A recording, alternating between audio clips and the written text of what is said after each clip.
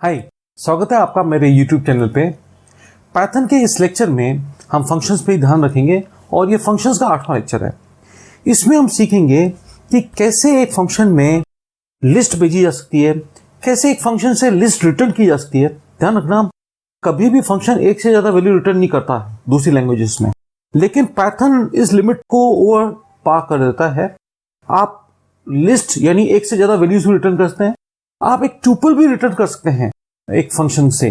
ठीक है, तो हम सीखेंगे कि एक फंक्शन में लिस्ट कैसे भेजी जाती है, फंक्शन से लिस्ट कैसे रिटर्न होती है, डिक्शनरी कैसे भेजी जाती है फंक्शन पे, और फंक्शन से डिक्शनरी कैसे रिटर्न होती है। ये भी सीखेंगे कि एक लिस्ट कैसे भेजी जाती है फंक्शन पे और फंक्शन डिक्शनरी कैसे रिटर्न करेगा। यानी जैसे एक बहुत इंपॉर्टेंट प्रोग्राम जो यूजुअली पूछा जाता है कि फ्रीक्वेंसी ऑफ वर्ड्स निकालो, जैसे एक सेंटेंस डालो और पता करो कि उस सेंटेंस में कौन कौन सा वर्ड कितनी बार आया है। तो हम इसको थ्रू फंक्शंस करेंगे, क्योंकि हर चीज अपन रनिंग प्रोग्राम के जरिए करेंगे। तो चलते हैं कंप्यूटर पे। इस लेक्चर में हम एक फंक्शन से ट्यूपल कैसे रिटर्न करते हैं, एक फंक्शन के अंदर लिस्ट कैसे भेजते हैं, एक फंक्शन से लिस्ट कैसे रिटर्न करते हैं, और ये सारे प्रोग्राम हम प्रैक्टिकली रन करके देखेंगे। जैसे ये प्रोग्राम है, ये कह रहा है कि एक लिस्ट को फंक्शन में कैसे भेजते हैं और बताओ कि लिस्ट के हर एलिमेंट की फ्रीक्वेंसी कितनी है, यानी हर लिस्ट में कौन सा वर्ड कितनी बार आया है। और इन सारे प्रोग्राम्स को हम रन करके देखेंगे। जैसे मैं इसको रन कर रहा हूं तो बता रहा है कि John has occurred 1 time, Kelly has occurred 2 times. यानी हम फंक्शन में ट्यूपल, डिक्शनरी, लिस्ट को भेजना भी सीखेंगे, रिटर्न करना भी सीखेंगे, और ये भी सीखेंगे कि अगर मैं फंक्शन में लिस्ट भेजता हूं तो उसका रिजल्ट एज अ डिक्शनरी कैसे रिसीव कर सकते हैं। ठीक है, और सारी चीज प्रैक्टिकली करेंगे। तो आप इस लेक्चर को एंड तक देखिएगा। आइए शुरू करते हैं। तो पहला प्रोग्राम शुरू करते हैं अपन, ये वाला। देखिए ये क्वेश्चन क्या कर रहा है कि ये बता रहा है कि एक फंक्शन ट्यूपल कैसे रिटर्न करता है। अच्छा, मैं मान के चलता हूं कि आपने मेरे लेक्चर नंबर 10वां, जिसमें हमने लिस्ट को डील करना सीखा था, और 11वां था स्ट्रिंग का, 12वां था ट्यूपल पे, और 13वां लेक्चर था डिक्शनरी पे, वो आपने देख लिया है। अगर आपने नहीं देखा तो डिस्क्रिप्शन बॉक्स में उनके लिंक है, आप उन वीडियोस को देख लेना। वो लिस्ट, ट्यूपल और डिक्शनरी विदाउट फंक्शन अगर समझ गए तो फंक्शन से उनको कैसे डील किया जाता है वो आसानी से समझ में आएगा। जैसे क्वेश्चन है, ये बता रहा है कि एक फंक्शन ट्यूपल कैसे रिटर्न करता है। अगर आप रिकॉल करें तो ट्यूपल क्या होता है, पैरेंथेसिस के अंदर कुछ आइटम्स होते हैं, डिसिमिलर आइटम्स भी हो सकते हैं, स्ट्रिंग, न्यूमेरिकल, फ्लोट, एरेज में सिमिलर आइटम्स होता है ना, ट्यूपल में ऐसा नहीं होता। आप जैसे गौर से देखिए, अपन इस प्रोग्राम को मेन फंक्शन से रन करते हैं ना, ये दोनों लाइनें कमेंटेड आउट हैं, अपन यहां से शुरू करते हैं। ये मेन फंक्शन के अंदर हम कह रहे हैं डिस्प्ले फंक्शन में जाओ और वो जो भी रिटर्न करे वो इस फूड ट्यूपल नाम के वेरिएबल को दे दो। ठीक है, तो डिस्प्ले फंक्शन में अपन जाएंगे। डिस्प्ले फंक्शन में यूजर से 2 आइटम पूछे जा रहे हैं कि एक तो फूड आइटम डालो, मान लीजिए मैंने डाला पिज्जा। अच्छा, ध्यान रहे इनपुट फंक्शन हमेशा जो भी डेटा लेता है वो स्ट्रिंग फॉर्मेट में लेता है। ठीक है ना, तो पिज्जा आपका as a string food variable को असाइन हो गया। फिर पूछा जाएगा प्राइस, आपने डाला मान लीजिए 70 रुपए। ठीक है, वो वैल्यू जो 70 की है वो स्ट्रिंग फॉर्मेट में होगी, उसको इंट फंक्शन से हमने इंटीजर में बदला और प्राइस वेरिएबल को असाइन कर दिया। तो प्राइस है इंटीजर वेरिएबल और फूड था स्ट्रिंग वेरिएबल। ठीक है, अब ये है मेन लाइन। देखो, आप कह रहे हो रिटर्न सिर्फ फूड कर दे तो यानी ये एक स्ट्रिंग रिटर्न करने वाला फंक्शन बन जाता, लेकिन हमने क्या लिखा, फूड कॉमा प्राइस, तो ट्यूपल हो गया। ठीक है, और ये जाके इसको असाइन होगा, किसको, फूड ट्यूपल नाम के वेरिएबल को। यानी फूड ट्यूपल एक ट्यूपल हो गया जिसको 2 आइटम मिल गए, कौन सा, एक तो पिज्जा और दूसरा उसका प्राइस 70 रुपए। अच्छा, ये हम सीख ही चुके हैं कि एक ट्यूपल को प्रिंट करने के लिए उसका नाम बहुत है, the food in the tuple are, और आपके वैल्यू 2 प्रिंट हो जाएंगे, एक तो पिज्जा और उसकी वैल्यू 70। तो ये भी एक तरीका है। ये देखिए, इस लाइन को आप डिस्प्ले फंक्शन में कॉल करें, वो जो 2 आइटम भेजेगा, लेफ्ट हैंड साइड आप रिसीव करने के लिए 2 वेरिएबल ही लिख दो।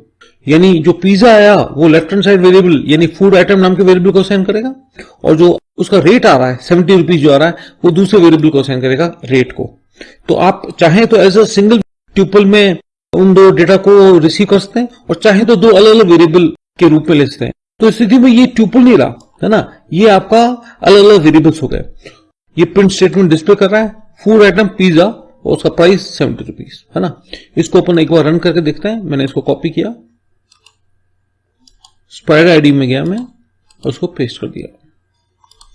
ये वो प्रोग्राम है जो हमको बताता है कि एक ट्यूपल कैसे रिटर्न किया जा सकता है एक फंक्शन से।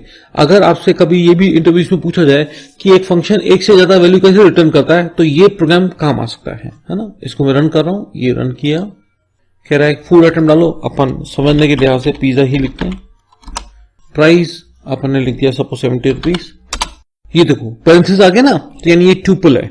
याद रहे स्क्वायर ब्रैकेट लिस्ट के लिए होता है, पैरेंथेसिस ट्यूपल के लिए होता है, कर्ली ब्रेसेस डिक्शनरी के लिए होता है, राइट। थोड़े से पिछले लेक्चर आप रिकॉल करोगे तो आपको समझ में आ जाएगा। अब मैं इसको कर रहा हूं कमेंट आउट, यानी मैं एज ए ट्यूपल रिसीव नहीं कर रहा हूं, मैं एज अ टू वेरिएबल ये मैं इसको अनकमेंट कर रहा हूं, ठीक है जी। अब आपका ये प्रोग्राम क्या कर रहा है, फंक्शन रिटर्न कर रहा है 2 आइटम्स और रिसीव कर रहे हैं 2 वेरिएबल्स, है ना। इसको रन करता हूं, फूड आइटम डालो, मैंने डाला हॉट डॉग, ठीक है। कितने का, 15 रुपए का। Food item is hot dog, price है 15 रुपए, ठीक है। तो एक तो ये था। दूसरा passing list to a function, ठीक है। एक फंक्शन में लिस्ट कैसे भेजी जा सकती है ये समझा रहे हैं अपन। अच्छा, लिस्ट ध्यान रहे स्क्वायर ब्रैकेट में कुछ आइटम्स होते हैं, तो मैंने एक फूड एक लिस्ट ले ली जिसके अंदर कुछ आइटम्स डाल दिए, कुछ भी डाल दो, है ना।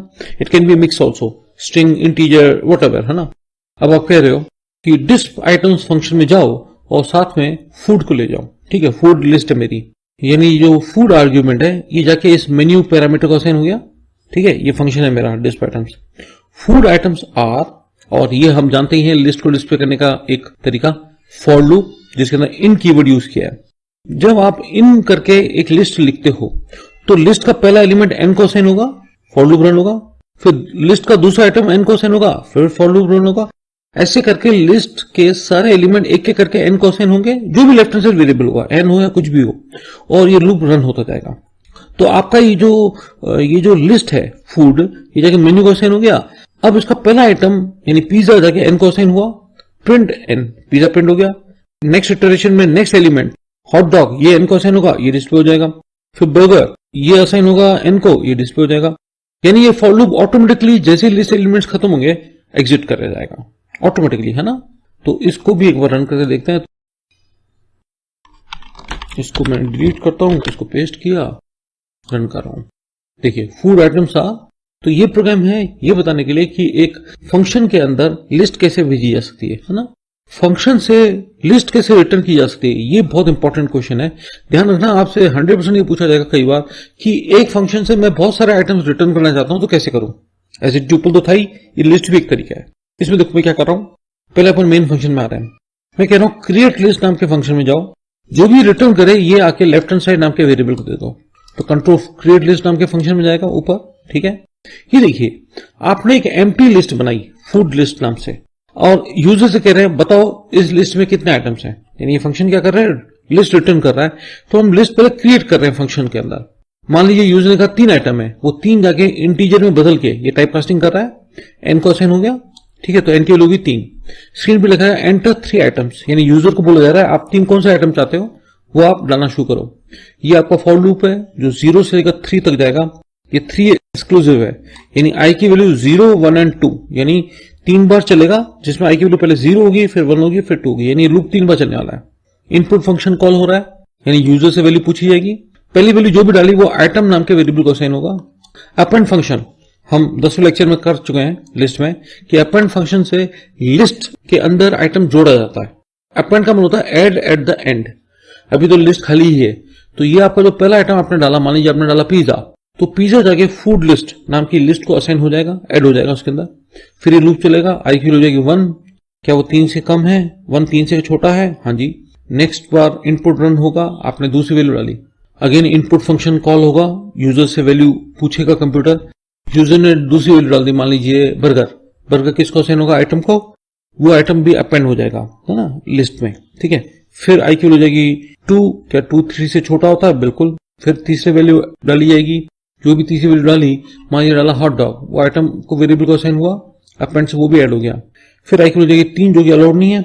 ये है मेन लाइन। रिटर्न यानी मेन फंक्शन में जाओ, साथ में लिस्ट को ले जाओ जिसका नाम है फूड लिस्ट। ये जो फूड लिस्ट है, जो लिस्ट आ रही है, वो इस लेफ्ट हैंड साइड वेरिएबल को असाइन हो जाएगा, यानी ये फूड भी, ये भी एक लिस्ट बन जाएगी। और डिस्प्ले करने का तरीका बहुत सिंपल है, फॉर लूप यूज किया है, इन कीवर्ड यूज किया है, तो एक एक लिस्ट का आइटम एन को असाइन होगा और डिस्प्ले होता जाएगा। तो ये आपका स्क्रीन में लिखा है items in the list are, और फॉर लूप के जरिए जितने भी आइटम्स थे लिस्ट में जो फंक्शन में डाले गए थे, वो सारे के सारे इधर इस मेन फंक्शन में डिस्प्ले हो जाएंगे। इसको भी एक बार रन करके देखते हैं। स्पाइडर में गया, इसको डिलीट किया पहले वाले को, अब इसको रन करता हूं। ये देखिए how many items are there, मैं कुछ भी डाल सकता हूं, 15, 20, 25, 100। इजी करने के लिहाज से मैंने 3 लिख दिया। एंटर 3 आइटम, मैं इंटीजर भी डाल सकता हूं to keep the things easy. मैंने पहला आइटम डाला हॉट डॉग, फिर डाला पिज्जा, तीसरा डाला फ्राइज, है ना।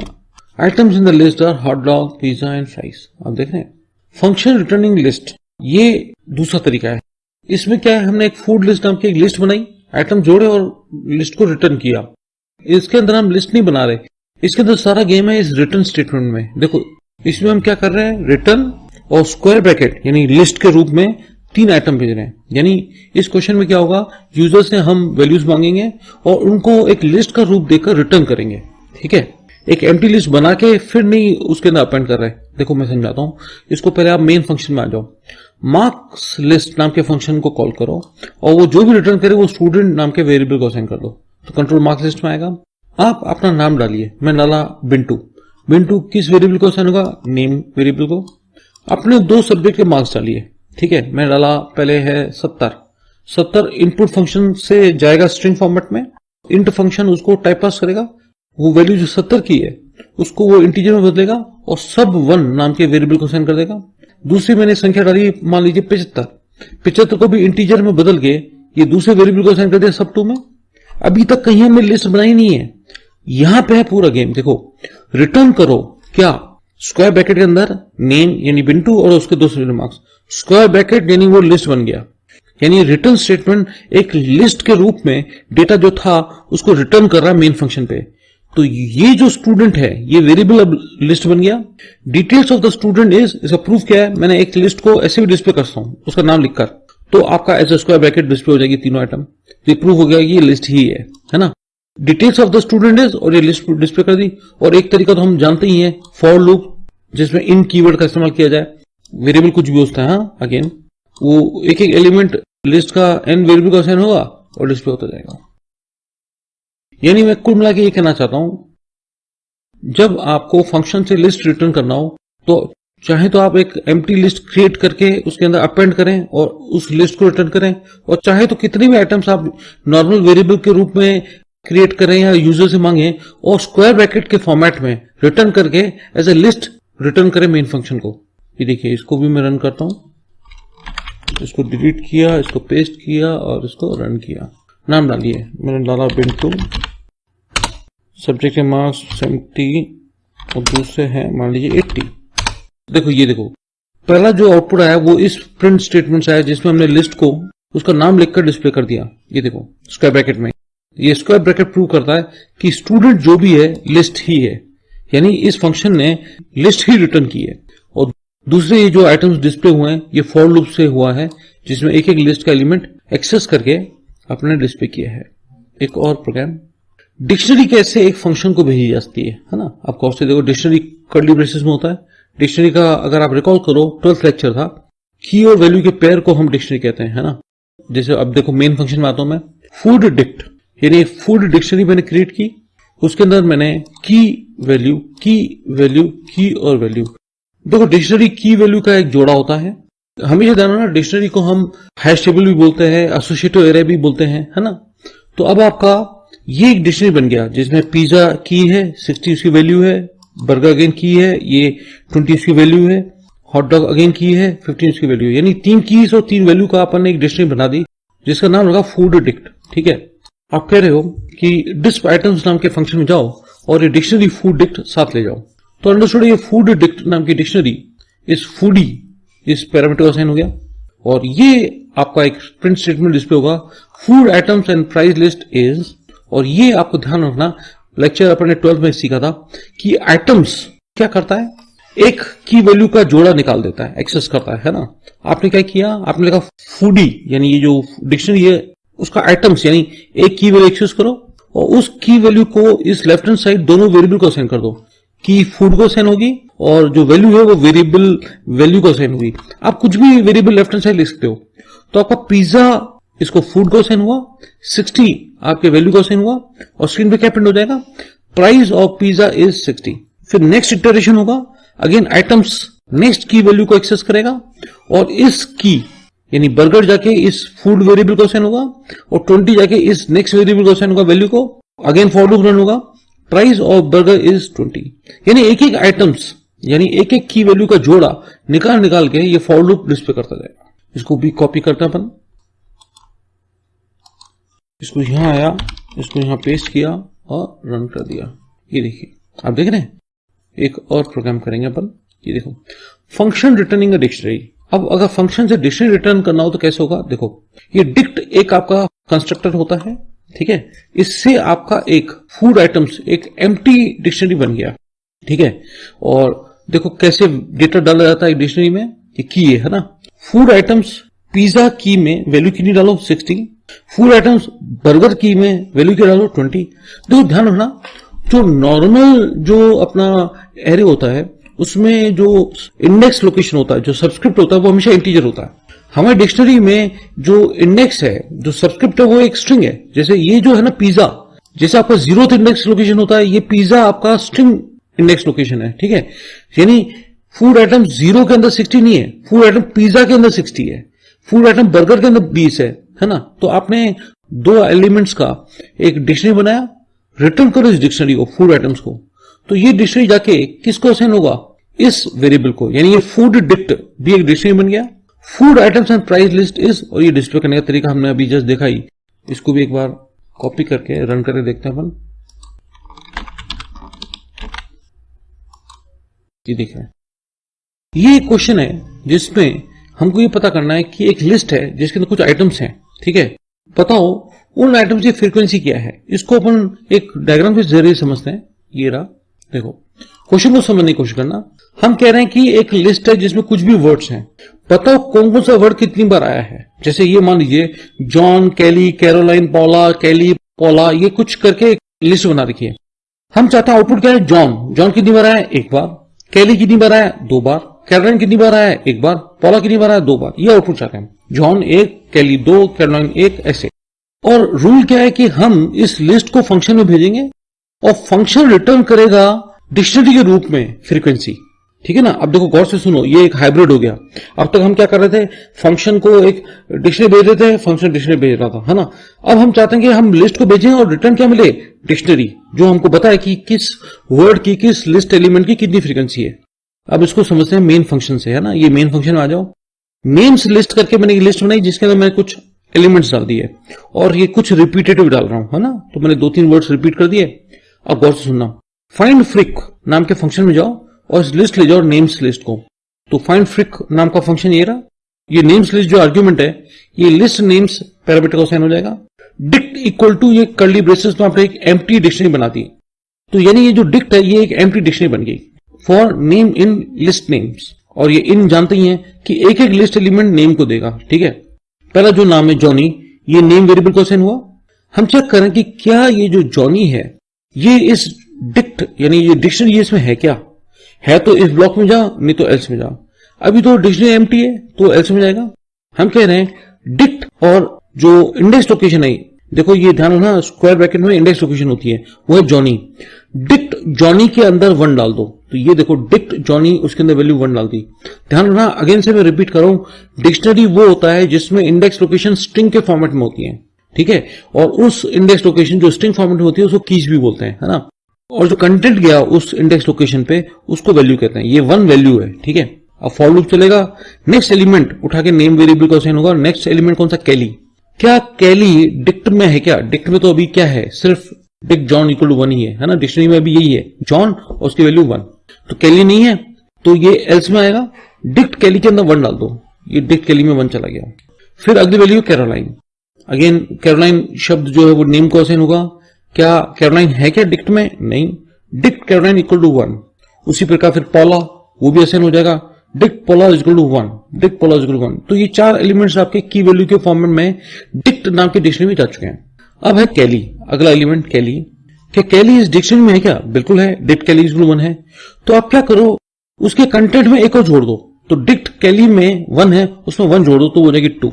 तो आपका अभी डिक्शनरी ये स्थिति में है कि बाकी एलिमेंट्स तो 1-1 है, डिक्ट कैली नाम का जो इंडेक्स लोकेशन है उसमें वैल्यू 1 से बढ़ा दी गई तो हो जाएगी 2। अगेन नेक्स्ट वैल्यू पॉला, वो जाके नेम वेरिएबल को असाइन होगा। क्या पॉला डिक्शनरी में है क्या, हाँ है।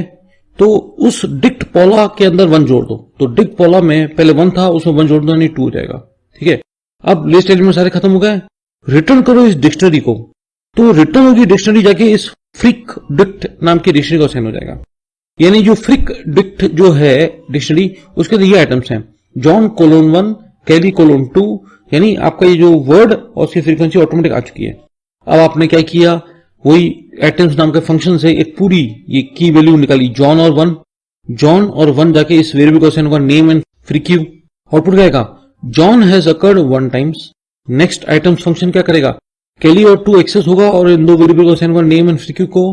कैली हैज अकर्ड 2 टाइम्स, ऐसे करके Caroline has occurred 1 times, पॉला has occurred 2 times. आप देख रहे हैं, इसको एक बार रन करके देखते हैं, आप समझ जाएंगे।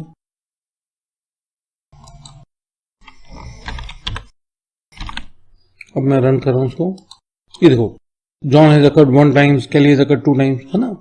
फंक्शंस बहुत लंबा टॉपिक है पाइथन में, इसलिए इसके 9 लेक्चर्स बनाए हैं। ये जो हम कर रहे थे ये था 8वां लेक्चर 15H। मैं मान के चलता हूं कि आपने मेरे पहले 7 लेक्चर्स देख लिए हैं। 15A में ये है आर्ग्यूमेंट कैसे भेजे जाते हैं, 15B में ये पता करना सीखा है कि भाई स्ट्रिंग पैलिंड्रोम है कि नहीं है, कैसे पता करें।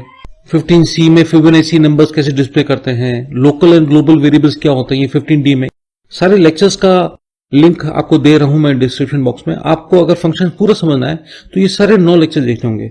अगले लेक्चर्स में मैं टेलर सीरीज से साइन थीटा कॉस थीटा कैसे कैलकुलेट करते हैं वो सिखाऊंगा। अगर आपको ये लेक्चर समझ में आया है तो आप मेरे चैनल को सब्सक्राइब कीजिए, वीडियो को शेयर कीजिए, कमेंट जरूर लिखिए। Thanks for watching the video, have a nice day.